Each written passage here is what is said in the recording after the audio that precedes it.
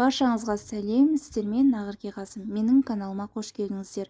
Тестасын дайындауды қажет етпейтін нағыз еріншектердің пиццасын дайындаймыз. Ол үшін бізге лепешка, сыр, колбаса, помидор, аскөк, майонез, кетчуп қажет болады.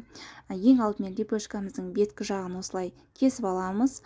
Сосын кетчуп пен майонезді араластырып, әдеттегідей біздің лепешкамызға жағып шығатын боламыз.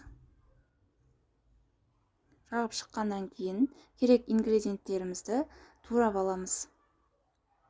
Сырымызды күштен өткіземіз.